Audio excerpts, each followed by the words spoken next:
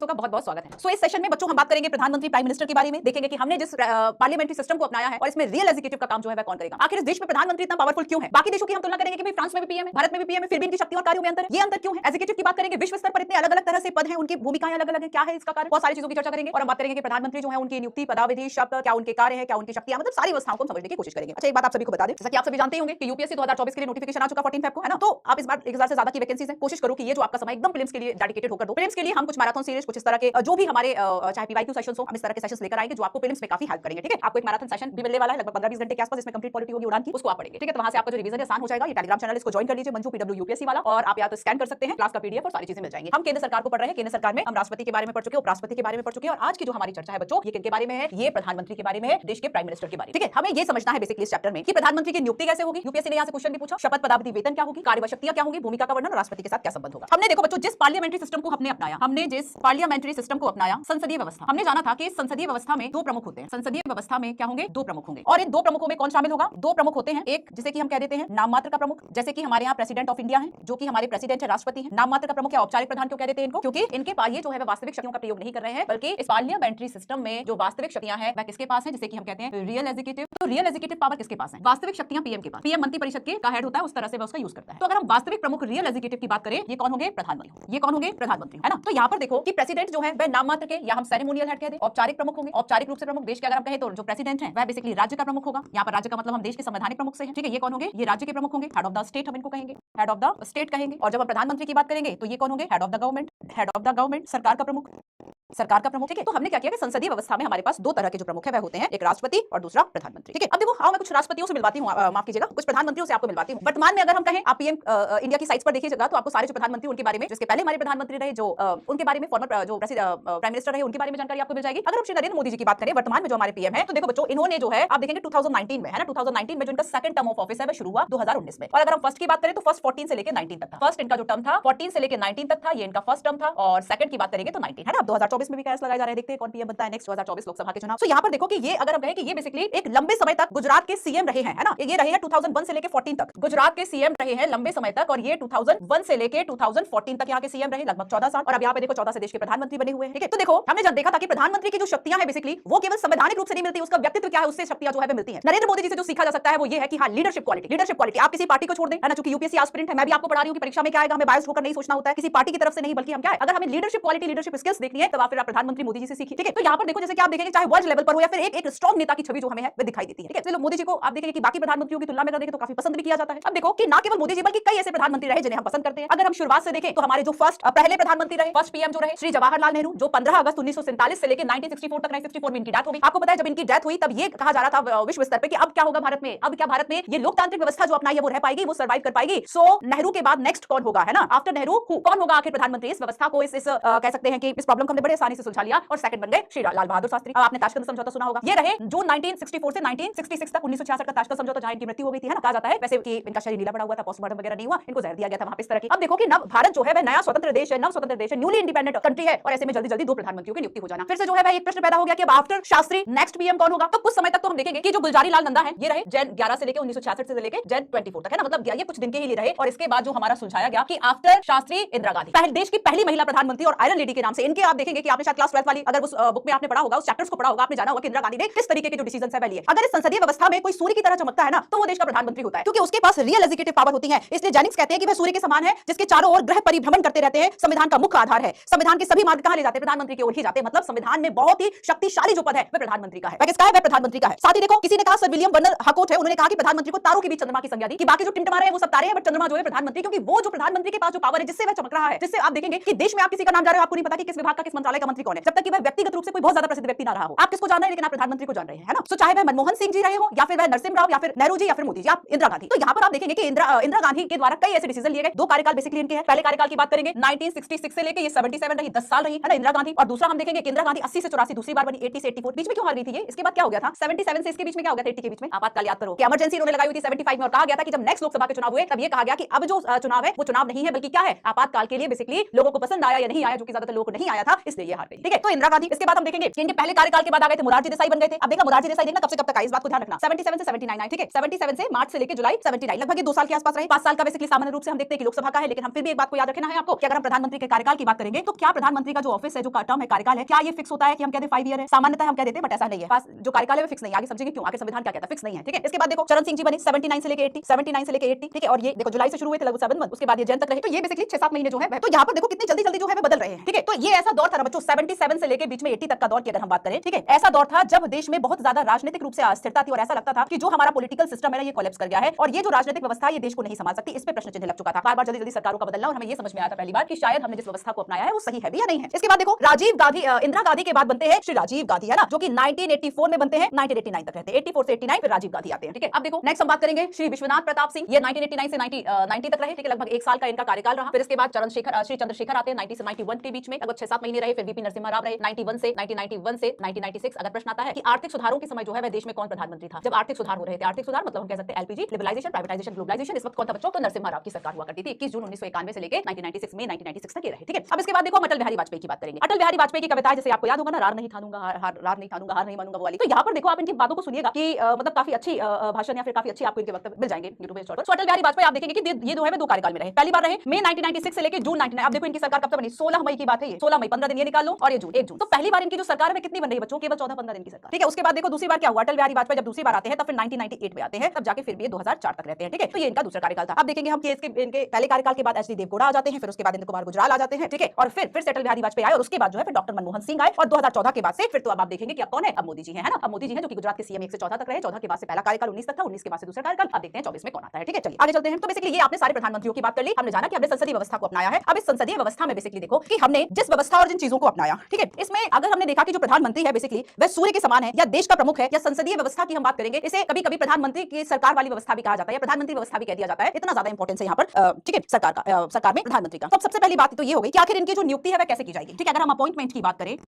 प्रधानमंत्री की नियुक्ति, ये बात यूपीएससी ने पूछी है, क्या हम आप करते हैं नियुक्त या फिर अपने आप नियुक्त हो जाते हैं? आखिर इनकी नियुक्ति जो है वह की कैसे जाएगी, है ना, नियुक्ति कैसे होगी? तो पहली बात तो याद रखना, यहाँ पे आपको एक आर्टिकल याद रखना है, आर्टिकल 75। आर्टिकल 75 ये क्या कहता है? आर्टिकल 75 ये कहता है कि जो राष्ट्रपति है वह प्रधानमंत्री की नियुक्ति करेंगे। ध्यान रखना, वो इफ बट बाद में कि किस व्यक्ति को करेंगे, वो कुछ चीजें लगी हुई है। ठीक है, वो कुछ शर्तें हैं। आर्टिकल 75 हमें इतनी जानकारी देता है बच्चों कि जो राष्ट्रपति है, देश के जो राष्ट्रपति है, राष्ट्रपति पीएम को, पीएम लिख दूं तो कोई दिक्कत तो नहीं, राष्ट्रपति पीएम को क्या करेंगे? नियुक्त करेंगे। हाँ, इसमें कुछ शर्त है कि आप नियुक्त तो कर रहे हो, पर आप कैसे और कैसे नियुक्त करोगे? किसी भी व्यक्ति को कर दोगे तो नहीं, आप पीएम नियुक्त करोगे उसे जो कि बहुमत दल का नेता हो, लोकसभा में, राज्यसभा में नहीं, लोकसभा में बहुमत दल का नेता हो, लोकसभा में बहुमत दल का नेता हो उसे ही ये जो पीएम है वह नियुक्त करेंगे। तो ऐसा नहीं है किसी को भी पीएम नियुक्त कर दिया। पीएम नियुक्त करने के लिए भी एक शर्त जो है पीछे पीछे चली जाती है। ठीक है, अब देखो अगर अच्छा एक कंडीशन हो सकती है, हम एक कंडीशन की बात करते हैं, वो कंडीशन ये है कि हो सकता है किसी को बहुमत ना मिला, देन नेक्स्ट फिर क्या होगा? तो यहाँ पर भी देखो एक व्यवस्था जो है बताई गई है, कहा कि अगर एक व्यवस्था है बच्चों, एक शर्त है, मान लो एक कंडीशन है कि अगर किसी भी दल को, यहाँ तो कहा कि बहुमत दल को पीएम बनाओगे, बहुमत दल का नेता पीएम होगा, बट किसी भी दल को, राष्ट्रपति को, राष्ट्रपति के विवेकाधिकार शक्तियों को हम पढ़ चुके हैं, उससे जुड़ता है ये पॉइंट, किसी भी दल को बहुमत नहीं मिला, नेक्स्ट क्या होगा? आप किसको नियुक्त करेंगे? प्रधानमंत्री। बहुमत नहीं मिला, तब ऐसे में ये राष्ट्रपति का विवेकाधिकार है। ये क्या है? अब यहाँ पर राष्ट्रपति का विवेकाधिकार है कि वह किसी सरकार बनाने के लिए आमंत्रित करते हैं, जैसे कि अटल बिहारी वाजपेयी जी को किया गया था। तो ये राष्ट्रपति का विवेकाधिकार है कि वह किसी जो है सरकार बनाने के लिए और बहुमत को सिद्ध करने के लिए आगे आने की जो बात है वह कहते हैं। तो बेसिकली कहा जाता है, आपको पता है कि पहली बार राष्ट्रपति के ये जो विवेकाधिकार है ना, जानते हो इसका प्रयोग कब हुआ? इसका पहली बार जो प्रयोग है वह होता है 1979 में। 1979 में इसका पहली बार प्रयोग हुआ। नीलम संजीव रेड्डी की अगर हम बात करें, ठीक है, नीलम संजीव रेड्डी, तो नीलम संजीव रेड्डी जो है ये बेसिकली कौन थे? ये प्रेसिडेंट थे, ये प्रेसिडेंट थे इस वक्त, है ना। अब क्या हुआ कि नीलम संजीव रेड्डी पहले भी किसी पद पर रहे क्या? बताओ जरा, मुख्य नाम जरूर याद रखने हैं हमेशा आपको। तो इन्होंने क्या किया कि मुरारजी देसाई वाली जनता पार्टी सरकार के पतन के बाद, मुरारजी देसाई वाली जो जनता पार्टी सरकार थी वह जल्दी गिर गई। उसके बाद इन्होंने चरण सिंह को पीएम नियुक्त किया। तो इसके बाद इन्होंने क्या किया कि जो चरण सिंह थे, चरण सिंह को पीएम नियुक्त किया और इन्हें बेसिकली सरकार बनाने का जो न्योता है वह दिया। ये पहला ऐसा उदाहरण है। ठीक है, तो यहाँ पर क्या है, यहाँ पर हम देखेंगे कि जो चौधरी चरण सिंह है, ठीक है, इनको बेसिकली जो न्योता है वह बेसिकली इन्होंने दिया हुआ था। तो ये क्या होगा? ये राष्ट्रपति का विवेकाधिकार कहलाएगा, है ना, राष्ट्रपति का विवेकाधिकार कहलाएगा। और ये विवेकाधिकार उन्हें कब मिल जाता है? ये विवेकाधिकार मिल जाता है जब किसी भी दल को जो बहुमत है वह ना मिले, किसी पार्टी को बहुमत ना मिले, तब ऐसे में ये होता है। और जनता, जब मुरारजी देसाई वाली जो सरकार है जब ये गिर गई थी, ठीक है, तब उसके बाद हम देखेंगे कि आगे जाके मुरारजी देसाई की सरकार जब गिरी, ठीक है, ये देखो 1979 की बात है, इसके बाद एक ऐसा मौका आया और इसमें इस वक्त राष्ट्रपति थे नीलम संजीव रेड्डी, राष्ट्रपति थे नीलम संजीव रेड्डी, और इनके द्वारा जो है बेसिकली वह क्या किया गया? इनके द्वारा आगे जो चरण सिंह थे इनको सरकार बनाने के लिए आमंत्रित किया गया। तो ये राष्ट्रपति का क्या था? विवेकाधिकार था। और ये विवेकाधिकार ऐसा नहीं है कि संविधान में लिखा हुआ, ये राजनीतिक परिस्थिति से पैदा होता है कि अगर राजनीतिक परिस्थिति ऐसी है। अच्छा देखो एक स्थिति हम देखते हैं कि मान लो अगर पीएम की जो है मृत्यु हो जाती है, जैसे कि 1984 की हम बात करें, 1984 में इंदिरा गांधी की हत्या हो गई थी। ठीक है, उनके जो बॉडीगार्ड थे जो कि सिख कम्युनिटी से आते थे, ऑपरेशन ब्लू स्टार इन्होंने चलाया हुआ था। ठीक है, और उसमें क्या था कि जो स्वर्ण मंदिर है जो 6 सेंटीमीटर से आहत हो गए थे, 6 सेंटीमीटर स्वर्ण मंदिर को क्षति पहुंची थी इनके ब्लू स्टार ऑपरेशन से। और ऐसे में क्या हुआ, जब इनकी हत्या हो गई तब फिर एक ऐसी परिस्थिति हो गई कि अब इसमें फिर राष्ट्रपति के पास अधिकार है कि वह जो है वह किसको प्रधानमंत्री बनाते हैं। तो ऐसे में इस वक्त जो है ज्ञानी जैल सिंह थे। ज्ञानी जैल सिंह ने क्या किया कि इनकी मृत्यु के बाद राजीव गांधी को बेसिकली प्रधानमंत्री नियुक्त कर दिया। तो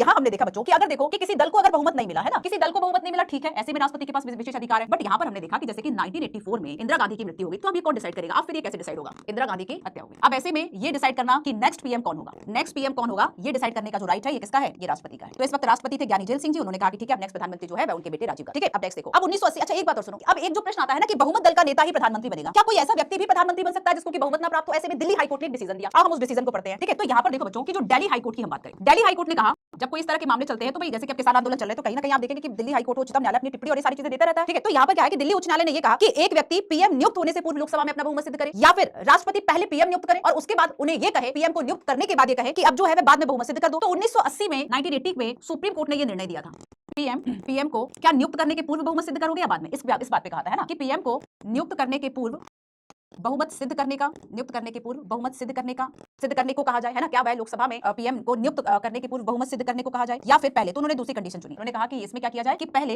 राष्ट्रपति पीएम को नियुक्त कर दे, पहले राष्ट्रपति क्या करें? पीएम को नियुक्त करें और नियुक्त के बाद बहुमत सिद्ध करने के लिए कहा जाए, नियुक्ति के बाद ये कहा जाए कि आप जो बहुमत है वह सिद्ध करो, ये सिद्ध करो कि बहुमत जो है वह आपको देखना चाहती है। ठीक है, और ये मौका जो है वह दिया गया, जानते हो किसको? ऐसा ये मौका जो है वह श्री अटल बिहारी वाजपेयी जी को दिया। ठीक है, ये मौका किसको दिया गया? ये 1980 के बाद की बात है कि इसमें ये कहा गया कि अब जो है वह क्या किया जाए कि पहले इनको पीएम नियुक्त कर दिया जाए और उसके बाद इन्हें बहुमत सिद्ध करने को कहा जाए। तो ये संबंधित होगा कि ऐसा राष्ट्रपति पहले नियुक्त करेंगे, बाद में बहुमत सिद्ध करेंगे, और इसके एग्जांपल अटल बिहारी वाजपेयी की सरकार, अटल बिहारी वाजपेयी की। ठीक है, दो कार्यकाल थे, इनके याद रखना। तो ये दिल्ली हाईकोर्ट ने कहा नियुक्ति के संबंध में। अब देखो एक बात, अब सुप्रीम कोर्ट ने कहा चलो हम भी कुछ डिफाइन कर देते हैं। अब सुप्रीम कोर्ट के द्वारा भी इसमें बेसिकली कुछ चीजों को डिफाइन किया गया। ठीक है, तो अब जो उच्चतम न्यायालय है, सुप्रीम कोर्ट ने ये कहा, अच्छा ये बताओ कि जैसे कि मान लो अभी तक तो ये चल रहा है कि हम इस व्यक्ति को नियुक्त करेंगे, इसको नियुक्त करेंगे, ये तो बताओ कि अगर ऐसा हुआ कि वो व्यक्ति पर्टिकुलर मान लो सदन का सदस्य है ही नहीं, अगर वह किसी सदन का सदस्य ना हो तो क्या? इसमें किस स्थिति को समीक्षा की गई कि अगर पीएम नियुक्त होने वाला किसी सदन का सदस्य ना हो, किसी सदन का सदस्य ना हो, तब क्या होगा? क्या इनको पीएम बनाया जा सकता है? क्या पीएम अब इनको बनाया जा सकता है? इसका आंसर ये है कि ये बेसिकली 6 माह के लिए, 6 मंथ के लिए। इसका आंसर क्या है? इसका जवाब ये था कि वो 6 माह तक प्रधानमंत्री रह सकते हैं, 6 मंथ तक, 6 माह तक पीएम रहे, पर इस 6 माह के बाद किसी सदन को ज्वाइन करना होगा। अब यहाँ पे ये नहीं कहा कि लोकसभा ही ज्वाइन करनी है, राज्यसभा भी ज्वाइन कर सकते हैं। जैसे कि आप देखेंगे कि हमारे यहाँ जो प्रधानमंत्री है दोनों सदन के सदस्य हो सकते हैं, दोनों सदन के सदस्य बन सकते हैं, बशर्ते बस मेजोरिटी जो है वह चाह रही हो जिस पार्टी को बहुमत आया है ना। वो जैसे कि अगर हम डॉक्टर मनमोहन सिंह जी की बात करेंगे, जो आप देखेंगे वर्ल्ड लेवल पर बेस्ट इकोनॉमिस्ट के रूप में भी जाने जाते हैं, आर्थिक सुधारों में उनका बड़ा योगदान था देश के, है ना। तो यहाँ पर देखो बच्चों कि 6 माह तक वह पीएम रहे और ऐसा व्यक्ति जो कि सदन का सदस्य ना हो, लेकिन फिर 6 माह के बाद किसी भी सदन का सदस्य बन जाए, किसी भी सदन का सदस्य बन जाए। ठीक है, अब देखो किसी भी सदन का सदस्य। अब इसमें एक एग्जांपल हम लेते हैं ब्रिटेन का। आप जानते हो ब्रिटेन में कैसी स्थिति है पीएम के बारे में कि ब्रिटेन में क्या है कि जो पीएम है वही व्यक्ति बनेगा जो कि जो निचला सदन है, निम्न सदन है, जैसे कि हमारे यहाँ लोकसभा, केवल उसी का सदस्य जो है वही पीएम बन सकता है। और इसे पीएम पद बनने के लिए हाउस ऑफ कॉमन, जो कि ब्रिटेन का निम्न सदन है, हाउस ऑफ कॉमन का सदस्य होना चाहिए, हाउस ऑफ कॉमन का सदस्य वही पीएम बन सकता है। ऐसा ब्रिटेन में है, पर भारत में ऐसा नहीं है, याद रखना। भारत में किसी भी सदन का जो सदस्य है वो पीएम बन सकता है। तो ये दिल्ली हाईकोर्ट और सुप्रीम कोर्ट की कुछ शर्तों की बात थी। दिल्ली हाईकोर्ट ने ये कहा कि बहुमत सिद्ध वह कब करे, तो पहले राष्ट्रपति नियुक्त कर दे और जब वह नियुक्त हो जाए उसके बाद बहुमत सिद्ध कर दे, जैसे अटल बिहारी वाजपेयी। और यहाँ पे ये कहा गया था कि अगर मान लीजिए वह किसी भी सदन का सदस्य ना हो, दिन क्या वो पीएम बन सकता है? तो इसके आंसर में आया कि 6 माह तक कोई दिक्कत नहीं है, किसी सदन का सदस्य नहीं है, बट इन 6 माह के बाद वह किसी भी सदन को ज्वाइन कर ले। डजंट मैटर लोकसभा राज्यसभा, बस सदन का सदस्य हो, बस सदन का सदस्य हो, ऐसी बात सुप्रीम कोर्ट के द्वारा कही गई। ठीक है, क्लियर है इतना? अब देखो अब यहाँ पर अच्छा एक बात की प्रधानमंत्री संसद के दोनों सदनों में से किसी का भी जो सदस्य है वह हो सकता है। जैसे कि हम यहाँ पे अगर इंदिरा गांधी की बात करें, राजीव गांधी की बात करें, मनमोहन सिंह की बात करें, ये कौन थे? ये राज्यसभा के सदस्य थे। ठीक है, ये राज्यसभा के सदस्य थे। लेकिन जब हम ब्रिटेन के पीएम की बात करेंगे तो वो हमेशा केवल निम्न सदन का जो सदस्य है वही होना चाहिए। ठीक है, अब देखो एक बात और याद रखो कि जवाहरलाल नेहरू के बारे में एक प्रश्न उठा था। जवाहरलाल नेहरू, लाल बहादुर शास्त्री, है ना, एवं लाल बहादुर शास्त्री, इनके निधन पर नेतृत्व पर जो प्रश्न है वह उठा था। और यहाँ पे राष्ट्रपति ने उस वक्त में अस्थायी व्यवस्था की थी कि अगर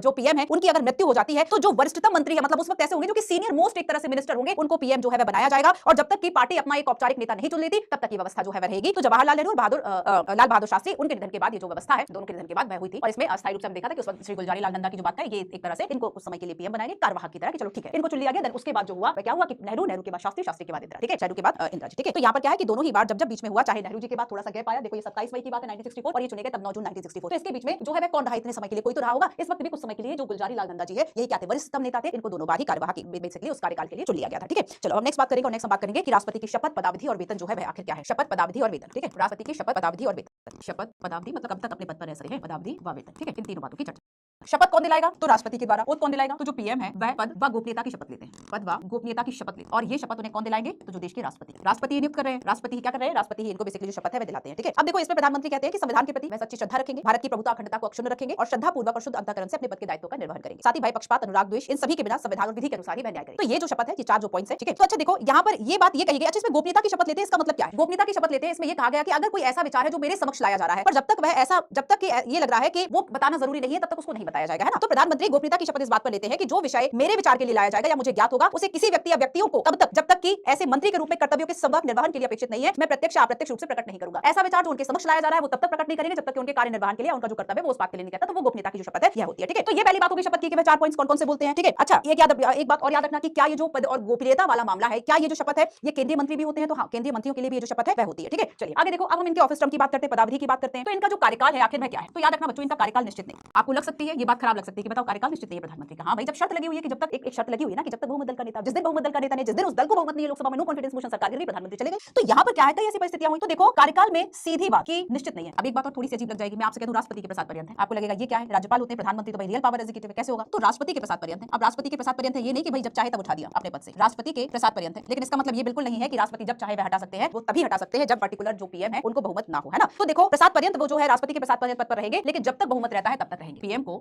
जब तक बहुमत रहता है, जब तक बहुमत रहता है तब तक अपने पद पर रहेंगे। बहुमत का रहना बहुत जरूरी है, अगर बहुमत नहीं है तो उनका कार्यकाल उसी दिन जो है समाप्त हो गया। ठीक है, बहुमत नहीं है तो उनका जो कार्यकाल है वह, अब जैसे कि देखो कि मान लो लोकसभा में अपना विश्वास मत उन्होंने खो दिया, तब क्या होगा, त्यागपत्र दे दिया। अगर पीएम के पास विश्वास मत नहीं है, जैसे कि अटल बिहारी वाजपेयी जी की जो सरकार गिरी थी, तो अगर विश्वास मत नहीं है तो क्या होगा कि त्यागपत्र देना पड़ेगा। तो क्या होगा, त्यागपत्र देना पड़ेगा। और प्रधानमंत्री का त्यागपत्र मतलब मंत्रिपरिषद का त्यागपत्र, क्योंकि मंत्रिपरिषद का मुखिया होता है पीएम। मंत्रिपरिषद तभी अस्तित्व में आती है जब पीएम शपथ लेते हैं, पीएम अपने पद की गोपनीयता की शपथ लेते हैं, उसके बाद ही वो जो है वह अस्तित्व में आती है मंत्रिपरिषद। ठीक है, तो यहाँ पर क्या हुआ कि अगर देखो लोकसभा में जब तक बहुमत रहता है तब तक अपने पद पर रहते, तब तक राष्ट्रपति बर्खास्त नहीं कर सकते। राष्ट्रपति बर्खास्त कब कर सकते हैं, जब अपने विश्वास में हो चुका हो तब बर्खास्त कर सकते हैं। ठीक है, अब देखो अगर हम वेतन भत्तों की बात करें तो ये कौन करेगा, ये संसद तय करेगी। ये संसद जो है वह तय करेगी, संसद तय करेगी कि क्या वेतन भत्ता, क्या विशेष अधिकार, क्या सुविधाएं, क्या सारी चीजें जो है राष्ट्रपति को दी जाए। इन सारी चीजों की जो चर्चा है वो बेसिकली है। ठीक है, जैसे कि हम देखेंगे कि 2001 के आसपास में व्यय भत्तों की बात करें तो उसे बढ़ाकर पहले काफी कम था, आपको सुन के खराब लगेगा कि 1500 था, फिर 3000 कर दिया ना। ये केवल कुछ व्यय की बात की गई, ये केवल कुछ व्यय की बात की गई कि क्या-क्या जो है बेसिकली उनको दिया जाएगा। इसके अलावा उनकी चाहे वेतन भत्ते हो, चाहे सारी चीजें हो, वो सब कौन तैयार करेगा, तो कौन निर्धारित करेगा, तो समय-समय पर संसद के द्वारा ऐसे कार्यों को निर्धारित किया जाएगा। ठीक है, अब हम आते हैं राष्ट्रपति के प्रधानमंत्री के कार्यवाह शक्तियों की बात करते हैं। ठीक है, प्रधानमंत्री के कार्यवाह शक्तियां,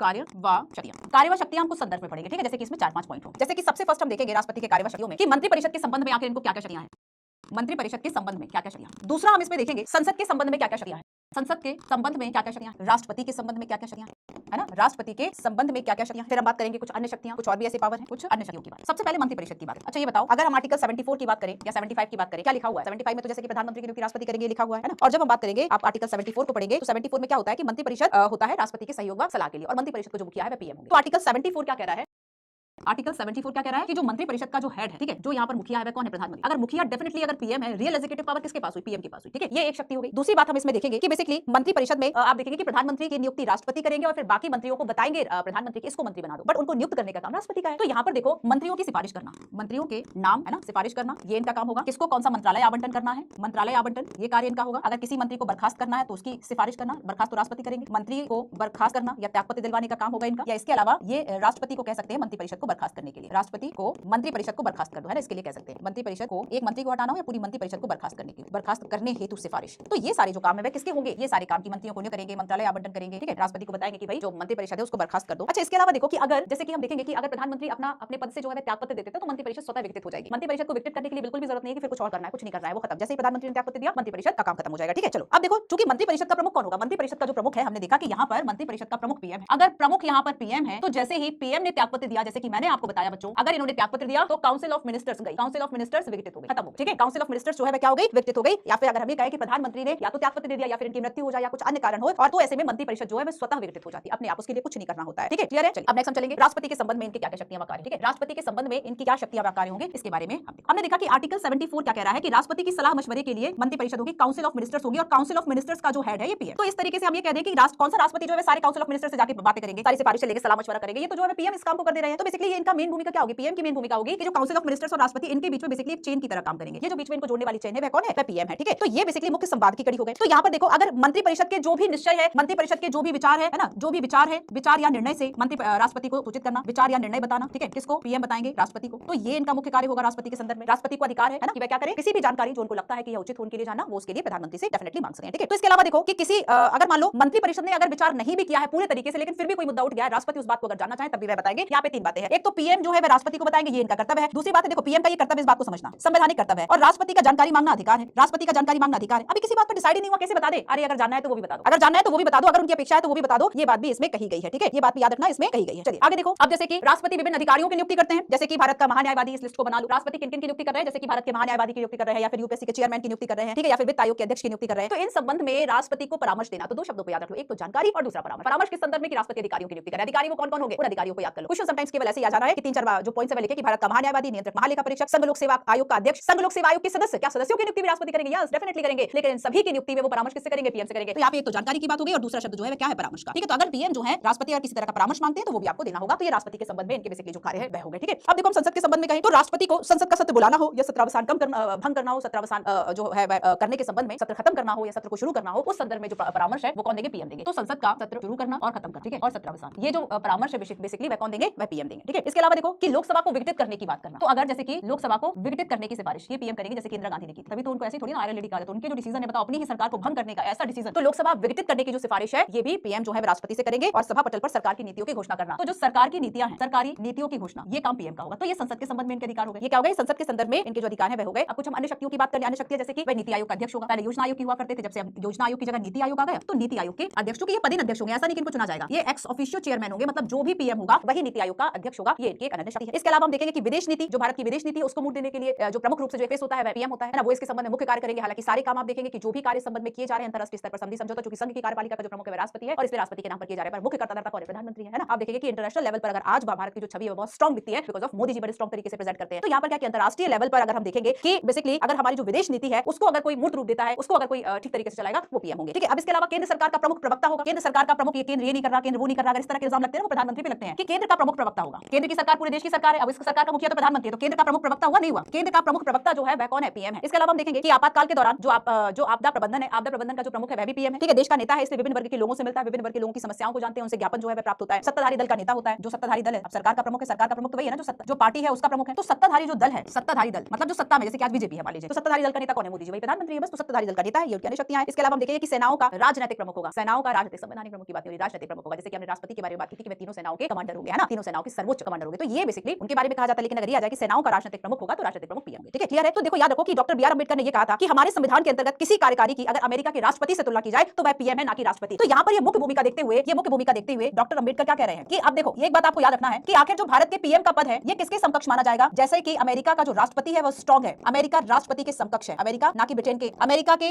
राष्ट्रपति के समकक्ष है, या फिर इनके समान होगा इंडिया का पीएम। ठीक है, ये डॉक्टर अम्बेडकर का कहना है इनकी प्रमुख भूमिका को देखते हुए। तो ये कुछ प्रमुख कार्य होगा, जैसे कि हमने मंत्रिपरिषद की बात की, मंत्रिपरिषद का प्रमुख है आर्टिकल 74 याद रखना। ठीक है, राष्ट्रपति के संबंध में दो शब्द याद रखना, एक तो परामर्श, दूसरा जानकारी। जानकारी की बात की तो या तो पीएम का कर्तव्य है, राष्ट्रपति का अधिकार, या फिर अगर कोई कुछ डिसाइड फाइनल नहीं हुआ है फिर भी अगर आपका मत या इच्छा जानना चाहते हैं तब भी वो बताओ। फिर उसके बाद परामर्श अगर मांगे प्रमुख अधिकारियों को नियुक्त करने के लिए वो बताओ। संसद का सत्र शुरू करना हो, खत्म करना हो, लोकसभा को विघटित करना हो, सरकारी नीतियों की घोषणा करनी हो, संसद के संदर्भ में हो गया। अन्य शक्तियों में नीति आयोग, केंद्र का प्रमुख प्रवक्ता, सरकार का प्रमुख है, सत्ताधारी दल का नेता है, लोगों की समस्याओं को जानता है। इन सभी चीजों को देखते हुए डॉक्टर बी आर अम्बेडकर ने कहा कि हमारी राजनीतिक प्रशासनिक व्यवस्था में एक मुख्य भूमिका जो है वह प्रधानमंत्री की है, और इसलिए इनको क्या कहा? अमेरिका के राष्ट्रपति के समकक्ष कहा। ठीक है, तो ये इनके कार्यवाही शक्तियां। क्लियर है? अब देखो राष्ट्रपति के साथ क्या संबंध है। अच्छा, राष्ट्रपति की भूमिका की बात करें तो भूमिका में क्या लिखोगे? भूमिका का मतलब क्या है कि अगर हम ये देखें कि विशेष अगर हम ब्रिटेन के प्रधानमंत्री के साथ तुलना करें या अमेरिका के राष्ट्रपति के साथ तुलना करें तो आपको भारत के जो प्रधानमंत्री उनकी भूमिका आखिर कहां ज्यादा दिखाई देती है, किसके समकक्ष जो है ज्यादा दिखाई देती है? तो जैसे कि मैंने आपको बताया कि जेनिंग्स कहते हैं कि वे सूर्य के समान है, या कोई कहता है कि तारों के बीच चंद्रमा की संज्ञा है, तो ये हमारे यहाँ भूमिका है। तो हम देखेंगे कि ब्रिटिश संसदीय व्यवस्था में प्रधानमंत्री की भूमिका जैसे कि बहुत ज्यादा अहम होती है, इंपॉर्टेंट होती है, और उसे प्रधानमंत्री सरकार भी कहा जाता है। ब्रिटेन की जो सरकार है उसे प्रधानमंत्री सरकार भी कहा जाता है। ठीक है, और ऐसे ही हम देखेंगे कि कैबिनेट सरकार प्रधानमंत्री सरकार में परिवर्तित हो गई है, ऐसा कुछ लोगों ने कहा। ठीक है, ऐसा क्या है? जैसे कि हम देखेंगे वहां पे आर एच क्रॉसमैन जो है वह कहते हैं कि युद्ध के बाद कैबिनेट सरकार, कैबिनेट जो संसदीय व्यवस्था है, जो कैबिनेट उसको कहा जा रहा है, कैबिनेट सरकार कहा जा रहा है संसदीय व्यवस्था को, और उसमें भी कुछ लोग कह दे रहे हैं कि ये तो प्रधानमंत्री की सरकार है ना, कुछ लोग ये कह देते हैं। तो इस तरीके से हम देखेंगे कि बेसिकली भूमिका जो है बहुत ही ज्यादा इंपॉर्टेंट है देश को संभालने के लिए। तो यहाँ पे आपको बेसिकली जो इंपॉर्टेंस है इसमें बताना है। ठीक है, मैंने कुछ पॉइंट्स आपको बता दिए कि तारों के बीच चंद्रमा है, तो ये सारी चीजें। अब हम देखेंगे आर्टिकल 74, 75 और 78। आर्टिकल 74, 75, 78 जो कि राष्ट्रपति के साथ जो संबंध है उसको बता। ठीक है, राष्ट्रपति के साथ संबंध, राष्ट्रपति के साथ संबंध, जैसे कि आर्टिकल 74 क्या कहता है? 74 कहता है, चलिए ये बता ही देती हूं पॉइंट। चल पहले 75 पढ़ लेते हैं। ठीक है, तो हमने 75 में क्या देखा था? 75 की मेन बात जो आपको आर्टिकल 75 याद रखना है कि जो राष्ट्रपति है वो नियुक्त कर रहे हैं पीएम को, दैट्स इट। राष्ट्रपति जो है वह पीएम को नियुक्त कर रहे हैं। ठीक है, तो प्रधानमंत्री की नियुक्ति राष्ट्रपति के द्वारा, इतना है सबसे ज्यादा इंपॉर्टेंट। आपको ये शब्द याद रखना है, नियुक्त वर्ड हम लोग नहीं चुन रहे हैं, संसद के सदस्य जो है वह नहीं चुन रहे हैं, वे तो अपना नेता घोषित कर रहे हैं कि ये हमारा लीडर है, उसे पीएम किया जा रहा है। इन देखो अब आप सोचेंगे कि नहीं ऐसा ही होना चाहिए, क्यों होना चाहिए? किसी ऐसे व्यक्ति को भी तो पीएम बनाया जा सकता है जो कि किसी सदन का सदस्य नहीं है, बस अब जो बहुमत वाली जो पार्टी थी उसने कहा कि ये हमारा नेता है, किसी सदन का सदस्य नहीं है। ठीक है, 6 महीने में बन जाएगा, है ना, 6 महीने में बन जाएगा, ऐसा उच्चतम न्यायालय ने कहा। अपना बहुमत सिद्ध कर देगा, ऐसे दिल्ली हाई कोर्ट कह रहा है। पहले नियुक्त कर दो फिर बहुमत सिद्ध करवा लेना, फिर विश्वास मत जो है प्राप्त करा लेना, जैसे कि अटल बिहारी वाजपेयी जी की सरकार थी। तो यहाँ पर क्या है कि आर्टिकल 75 देखो शब्दों पे जाना है इस बारे तो कि संविधान में जो शब्द लिखे गए वो हमने आपने नहीं लिखे हैं कि हम उसको कह रहे मैंने ये नहीं कहा था, मेरा मतलब तो ये था। इसमें ये नहीं होगा बच्चों, इसमें नियुक्त लिखा है तो नियुक्त शब्द होगा। अगर प्रधानमंत्री का कार्यकाल निश्चित नहीं है तो नहीं है। क्यों नहीं है? क्योंकि वे लोकसभा में जब तक उनको बहुमत प्राप्त है तब तक प्रधानमंत्री, तो उनका कार्यकाल निश्चित नहीं है। आर्टिकल 75 केवल इतनी बात कह के छोड़ देता है कि राष्ट्रपति जो है वह नियुक्त करेंगे। करेंगे पीएम को, अब करवाते रहो आगे की शर्त, ठीक है। तो देखो आर्टिकल 74 की हम बात करेंगे, 75 तो आपने देख लिया, आर्टिकल 74 भी बता चुकी हूं मैं। आर्टिकल 74 क्या कह रहा है कि एक मंत्री परिषद होगी और मंत्री परिषद का जो प्रमुख है वह पीएम होगा। काउंसिल ऑफ मिनिस्टर्स होगी, काउंसिल ऑफ मिनिस्टर्स का जो प्रमुख है वह पीएम होगा और ये क्या करेंगे, राष्ट्रपति की सहायता के लिए होंगे, राष्ट्रपति की सलाह सहायता मशवरे के लिए होंगे, ठीक है। अच्छा देखो ये हमने देख लिया during the pleasure of the president, राष्ट्रपति के प्रसाद पर्यंत काम करेंगे, है ना। इसके अलावा राष्ट्रपति जो है तीसरी अनुसूची में वर्णित कर्तव्यों के तहत पद और गोपनीयता की शपथ दिलाएंगे। प्रधानमंत्री को वही वेतन दिया जाएगा जो एक संसद सदस्य को मिलता है। इसके अलावा व्यय वगैरह की जो जानकारी है वह अलग से दी हुई, संसद चाहे तो ऐसी व्यवस्था कर सकती है, ठीक है। किसी कोई व्यक्ति जो 6 माह की अवधि तक संसद के किसी सदन का सदस्य नहीं है, उस अवधि की समाप्ति पर वह मंत्री नहीं रहेगा। संसद द्वारा अधिनियम बनाकर वेतन भत्तों में बदलाव जो है किया जा सकता है। तो याद रखना कि चाहे मंत्री हो या पीएम हो, ऐसा व्यक्ति इस देश में बन सकता है प्रधानमंत्री या मंत्री जो कि किसी भी सदन का सदस्य नहीं है, बशर्ते कि वह 6 माह के अंदर जो सदस्य है वह बन जाए। आगे समझ में इतनी बात है ना। चलो अब आगे चलते हैं। और कुछ कार्यवाधिकार जैसे कि हमने देखा राजनीतिक दल का नेता है, बहुमत दल का नेता है, मंत्रिपरिषद का गठन करेगा, मंत्रियों के बीच में कार्यों का बंटवारा करना, लगभग इसमें इसको पूर्ण लगभग क्या पूरी स्वतंत्रता रहती है, किससे क्या कार्य करवाना है, किसको मंत्रालय देना है, किसको कौन सा, इवन मिनिस्ट्री को अगर शफल करना हो, अगर उसको फिर से आवंटन उसका पुनः आवंटन करना हो, मंत्रालय बदलना हो किसी का, वो सारे काम पीएम करेंगे। किसी भी मंत्री को इस्तीफा देने के लिए कह सकता है, ठीक है। मंत्रिपरिषद को भंग करने के लिए, नए मंत्रिपरिषद का गठन करने की मतलब पूरी पावर उनके पास है। क्यों है? क्योंकि वो हेड है भाई, टॉप नोच पे बैठे हुए हैं, वो अपेक्स एक तरीके से शीर्ष पर बैठे हुए हैं। वह मंत्रिपरिषद की बैठकों की अध्यक्षता करेगा, जो भी नीतियां बनेगी है ना उन सभी को बेसिकली डिसाइड करना, पूरा जो दखल है उनका रहेगा, या फिर ये कहेंगे कि पूरी तरह से उनके निर्णय जो है वो इंपॉर्टेंट है। मंत्रिपरिषद का नेता है, सभी विभागों की जानकारी रखते हैं, कोई मतभेद है तो सुलझाने का अधिकार है। तो ये सारे जो काम है वह कौन करेगा, है ना। इसके अलावा राष्ट्र की नीतियों का निर्धारण, जैसे कि जब नेहरू जी थे उन्होंने कहा कि नहीं भाई हम तो विदेश नीति में गुटनिरपेक्षता को अपनाएंगे, ठीक है। किसी से जो है तो हो सकता है कि कई जो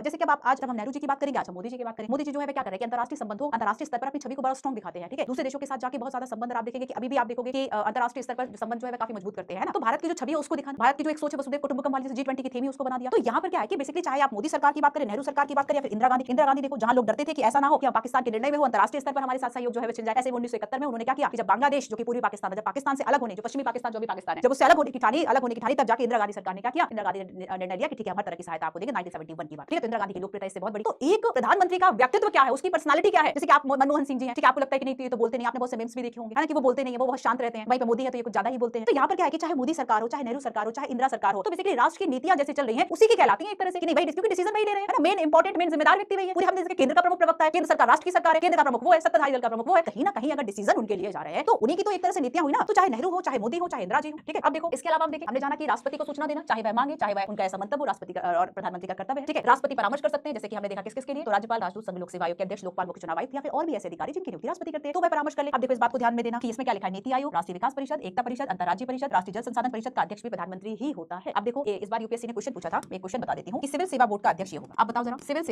सेवा बोर्ड का अध्यक्ष क्या पीएम होगा कि कैबिनेट सचिव होगा? सिविल सेवा बोर्ड का अध्यक्ष, ये क्वेश्चन यूपीएससी ने पूछ लिया। प्रधानमंत्री मंत्रिपरिषद का नेता है, देश के शासन का व्यापक अधिकार होता है, आंतरिक बाह्य नीतियां निर्धारित करता है, ठीक है। संकट के समय तो प्रधानमंत्री का अधिकार और अधिक बढ़ जाता है, वह अपने हम देखेंगे कि राष्ट्रपति के परामर्श करके वो जो नीतियां जो अधिकार है उसका यूज करता है। लोकसभा को समय पूर्व विकसित करने की बात करता है, जैसे कि इसमें एग्जांपल आप इंदिरा गांधी, ठीक है। अब देखो अगर हम ये कहें कि प्रधानमंत्री जो है उसके पास ये शक्तियां कब तक, ये शक्तियां तब तक है जब तक, एक शब्द याद रखो, जब तक उसको बहुमत का विश्वास है तब तक उसके पास शक्ति। अगर बहुमत का विश्वास नहीं है, अविश्वास प्रस्ताव पारित हो जाता है, तो ऐसे में प्रधानमंत्री की सरकार गिरती है, ठीक है। तो प्रधानमंत्री को हम देखें कि वास्तविक शक्तियां जो है रियल एग्जीक्यूटिव बेसिकली वही है। तो कहा जाता है इंग्लैंड के प्रधानमंत्री के बारे में बात कही जाती है, इंग्लैंड के प्रधानमंत्री, ब्रिटेन के प्रधानमंत्री के बारे में बात कही जाती है कि मंत्रिमंडल क्या है, जहाज है। तो मंत्रिमंडल राज्य रूपी जहाज का निर्देशन चक्र है और प्रधानमंत्री उसका चालक है। ऐसे ही भारत के प्रधानमंत्री के संदर्भ में भी ये कहा जाता है। तो बेसिकली निर्देशन करने वाला या जो राज्य रूपी जहाज है उसका बेसिकली चालक कौन है, उसका चालक प्रधानमंत्री है। ये इसकी मुख्य भूमिका है, ठीक है। अच्छा देखो एक बात और सुनो कि जैसे कि ऐसे कुछ मुख्यमंत्री जो कि प्रधानमंत्री बने, जैसे कि मोरारजी देसाई है, 6 लोग अब तक बने, मोरारजी देसाई है, चरण सिंह है, वीपी सिंह है, नरसिम्हा है, एचडी देवगौड़ा है, नरेंद्र मोदी। पहले ये मुख्यमंत्री रहे, जैसे कि हमने देखा 1 से लेकर 14, है ना, ये मुख्यमंत्री रहे गुजरात के मोदी जी। तो यहाँ पर क्या है कि कुछ ऐसे सीएम जो कि पीएम बने, ऐसे 6। इसलिए हर एक सीएम ये सोचता है कि नहीं उसका अगर बहुत ज्यादा भोकाल है राजनीति में, वो कहीं ना कहीं खुद को पीएम के रूप में देखा। जैसे कि आप यूपी और बिहार की आप राजनीति देख लें तो कहीं ना कहीं हर एक व्यक्ति खुद को पीएम पद के लिए दावेदार है। और ज्यादा आपको क्या लगता है कि पीएम पद का दावेदार कैसा व्यक्ति होना चाहिए, जो किसी राज्य का करे या फिर उसकी नीति ऐसी हो जो कि देश के लिए आगे जाके लाभकारी। तो कहीं ना कहीं हम क्या करते हैं कि जब देखते हैं कि भाई देश का नेता जो है वह पावरफुल और एक स्ट्रॉन्ग ऐसा व्यक्ति होना चाहिए। जैसे कि मोदी जी की बात अच्छी लगी इस चीज में लेके कि उन्होंने कहा कि ठीक है अगर पाकिस्तान ने क्या किया कि शुरुआत की नीति हमारी ऐसी थी कि अगर पाकिस्तान ने कुछ किया हम यूएन जा रहे हैं, हमें जाना तो पाकिस्तान चाहिए। तो यहाँ पर क्या कि लोगों को वो बात अच्छी लगती है कि ठीक है हम अपना डिफेंस खुद करें, है ना, हम खुद लड़े अगर किसी तरह का युद्ध, ना कि दूसरे पर डिपेंड हो जाए, ना कि दूसरे से शिकायत करें कि उसने हमें मार दिया, वो वाली कंडीशन। तो यहाँ पर आखिर देश की अगर हम नेता की बात करें कहीं ना कहीं हम भी एक पावरफुल लीडर जो है वह चाहते हैं, ठीक है। हाँ, हो सकता है कि भाई कुछ प्रोस कॉन्स हर जगह होते हैं कि कुछ नेगेटिव है, लोग कहें कि चलो लोकतंत्र नहीं है, वो बात भी सही है। हो सकता है लोगों को लगता हो कि लोकतांत्रिक व्यवस्थाओं की जो पकड़ है वह ढीली हो रही है, संस्थाओं में लोकतंत्र कम हो रहा है, मंत्रिमंडल में मंत्रिपरिषद में आपस में लोकतंत्र नहीं है, उनके अंदर से नहीं सुनी जाती, केवल एक नेता जो है। जैसे कि विश्व में आप देखेंगे पूरे विश्व में जो लोकतंत्र सूचकांक निकाला जाता है उसमें ये कहा जा रहा है कि जो भी विश्व के लोकतंत्र है कहीं ना कहीं अब वो जो लोकतंत्र है डेमोक्रेसी शिफ्ट हो रही है ऑटोक्रेसी की तरफ। ऑटोक्रेसी मींस किसी एक व्यक्ति की चलना है, जैसे कि हम रूस की बात करें, जैसे कि हम आपको क्या लगता है कि क्या किसी एक की चल रही है ना। तो इस तरीके से क्या कि पीएम पद का क्या महत्व है, ये सारी भूमिका और आधुनिक चर्चा समय में हमने थोड़ी सी जो चर्चा है वह हमने कर ली, ठीक है। चलिए तो ये थे कुछ इंपॉर्टेंट, बाकी कुछ इसमें एग्जांपल्स वगैरह दिए किस समय की सरकार में क्या हुआ, सारे एग्जांपल्स हमने देख लिए। तो आर्टिकल 74 क्या है, 74 मंत्री पर, अब देखो 74, 75, 77, 70 और 88 ये 5 बातें आपको प्रधानमंत्री के संबंध में पढ़नी है। 74 आप समझ गए कि मंत्रिपरिषद होगा, मंत्रिपरिषद का प्रमुख राष्ट्रपति,